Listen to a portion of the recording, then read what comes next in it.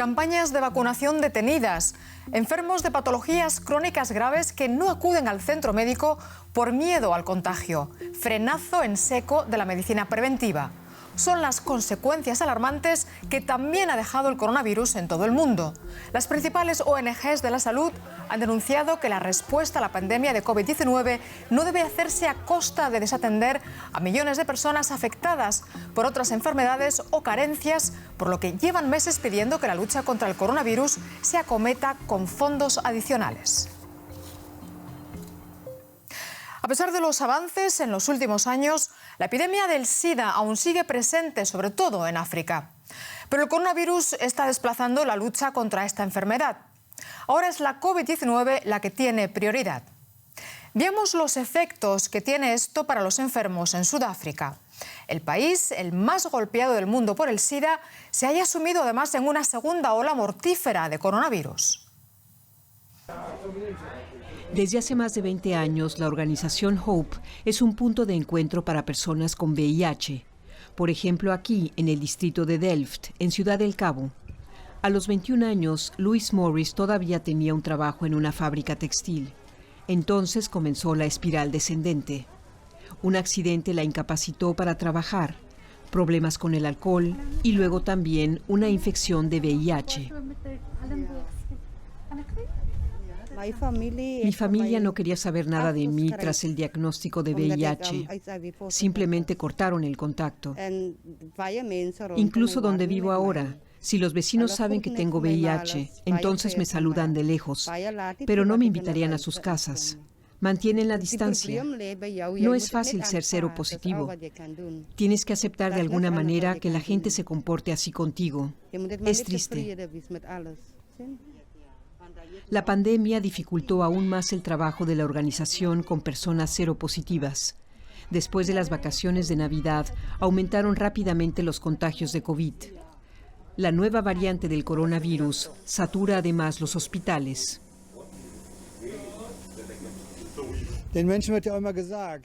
A las personas se les dice siempre que vayan a la clínica si creen que tienen COVID. Muchos no han ido a la clínica por miedo. En cuanto al VIH, ha habido grandes avances en los últimos años en Sudáfrica. El país cuenta con el mayor programa de VIH del mundo. La mayoría de las personas infectadas conocen su estado y toman su medicación. Sin embargo, Hitler observa que debido a la pandemia de coronavirus, cada vez acuden menos pacientes con VIH a las clínicas. Y como no se realizan las pruebas de detección, el número de nuevas infecciones entre los recién nacidos vuelve a subir. Pero los expertos del VIH se concentran ahora en la COVID. En los últimos 10 meses hubo casi el doble de muertos por COVID que muertos por VIH en todo el año. Nuestra atención está puesta ahora en el coronavirus. Si en los años 80 la gente hubiera reaccionado como ahora con la COVID, ¿cuánto sufrimiento, cuántos muertos nos habríamos ahorrado?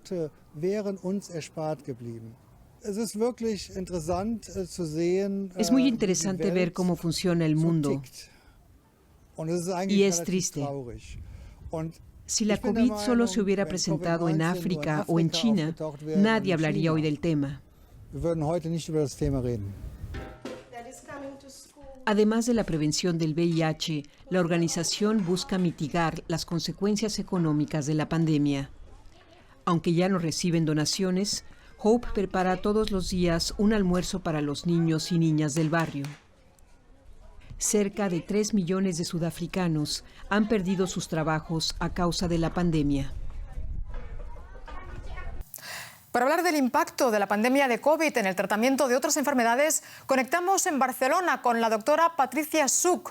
Doctora Such, muchas gracias por conectar con nosotros. Un placer. La COVID ha colapsado el funcionamiento de los sistemas de salud, interrumpiendo los programas de lucha contra enfermedades como la malaria, la tuberculosis y el SIDA en muchos países. Vamos a ver entonces un incremento de la mortalidad por enfermedades graves en los próximos años. Bueno, lo cierto es que la COVID-19 ha sido un tsunami a nivel de salud mundial, sin ningún tipo de duda. Pero también es cierto que gracias a la investigación de estas otras enfermedades que habíamos ido desarrollando en los últimos años, se ha conseguido en un tiempo absolutamente récord una vacuna que está basada en tecnología y ciencia desarrollada, por ejemplo, en los laboratorios contra el HIV, etcétera, etcétera. Entonces, no es casualidad que tengamos ya una vacuna tan rápido, sino que se basa en esta investigación, por ejemplo, en Barcelona, que el doctor Clotet lleva mucho tiempo investigando la vacuna del SIDA, pues se ha basado en esto. Y por otra parte sí que es cierto que hemos tenido que posponer pues muchas otras intervenciones no prioritarias, por así decirlo, porque los hospitales de muchos de los países estaban saturados. El impacto de la pandemia de COVID-19 en el tratamiento del cáncer es catastrófico, según lamentó esta semana la Organización Mundial de la Salud. La OMS señaló interrupciones en los servicios de oncología en un tercio de los países de la Unión Europea. Doctora Suk, ¿cómo ve usted esta situación? Bueno, la verdad es que nosotros en España en concreto, por ejemplo, en el Hospital del Vallebrón, el doctor Tabernero ha seguido investigando en cáncer de mama, en cáncer de páncreas, y yo personalmente, mis pacientes, los que han padecido un cáncer y han tenido que ser intervenidos o tener quimioterapia, se les ha seguido dispensando. Eso no ha cambiado.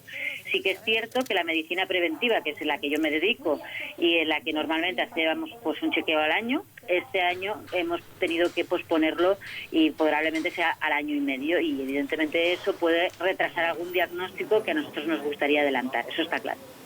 Doctora Suk, como doctora e impulsora de un programa de salud para la mujer en su empresa, SEAT Volkswagen, ¿cómo está afectando la pandemia a la atención sanitaria a las mujeres en general?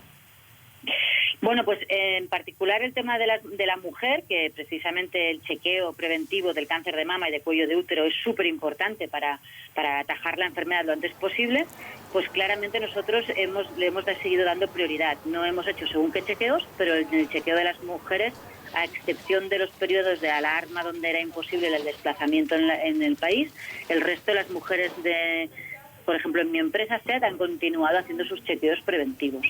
Y efectivamente es algo que recomiendo a todo el mundo, que a pesar de las circunstancias intenten siempre hacer toda la parte de medicina preventiva, porque es la que realmente nos va a ayudar en un futuro. La situación actual de desbordamiento de las unidades de cuidados intensivos en los hospitales e interrupción de otros servicios médicos esenciales demuestra que los sistemas sanitarios no están preparados para una emergencia como la que estamos viviendo con el coronavirus. ¿Qué hemos aprendido y qué medidas habría que tomar? ¿Hay respuestas innovadoras? Lo más importante es que deberíamos poderlo haber evitado, porque el SARS no es nuevo. Hubo un brote de SARS-1 en el año 2002 y otro brote de MERS, que es un tipo de coronavirus, en el 2012. Es decir, que el coronavirus ya nos venía avisando. Y lo podría haber dicho más alto, pero no más claro. Así que, conclusión, la más importante, hay que invertir en investigación básica permanentemente para poder evitar pandemias en un futuro como estas, que sin ninguna duda sucederán. Pues doctora Patricia Suk, muchas gracias por estas explicaciones. De nada, un placer, que vaya muy bien. La pandemia de COVID-19 también ha afectado la vida de los más pequeños y la cuarentena está teniendo un impacto en su desarrollo y bienestar. Por eso la canciller alemana Angela Merkel sostuvo un encuentro virtual con ciudadanos en torno a los asuntos familiares. Merkel prometió hacer todo lo posible para volver a abrir los jardines infantiles y escuelas con el fin de devolverles a los niños su rutina diaria.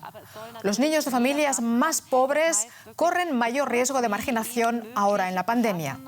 Por eso en Alemania varias organizaciones han pedido al gobierno aumentar los esfuerzos para apoyar a los niños durante la crisis.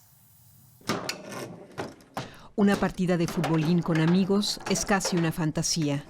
Para niños como Luna, de 9 años, crecer en medio de la pandemia significa perderse de algo.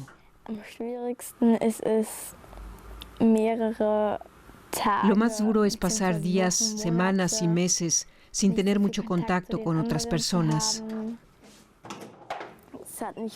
Eso ha cambiado un poco mi carácter. He estado sola, sin nadie que haga algo conmigo. Y eso es algo que extraño mucho. Antes de la pandemia, alrededor de 30 niños venían a este centro de Berlín cada tarde después de las clases, pero ahora deben conformarse con actividades individuales durante un par de horas a la semana. Algunos venían aquí para recibir una comida caliente. La directora, Bianca Sommerfeld, prepara entre 10 y 20 comidas al día para que los niños no pasen hambre. Pero lo esencial para un niño no se puede empacar y llevar a casa. Desde una perspectiva pedagógica, se pierde el apoyo y el trabajo que hacemos aquí a diario. Eso es lo que nos cuesta, no poder apoyar a los niños, no poder inspirarlos ni darles nuevas perspectivas. Porque muy a menudo las conversaciones que tenemos con ellos aquí les muestran otro mundo muy distinto. Y eso ahora no es posible y nos pone muy tristes. La crisis ha afectado más duramente a niños de familias pobres. 1 de cada 5 niños en Alemania crece en medio de la pobreza o con riesgo de caer en ella, con ingresos familiares inferiores al 60% del promedio nacional.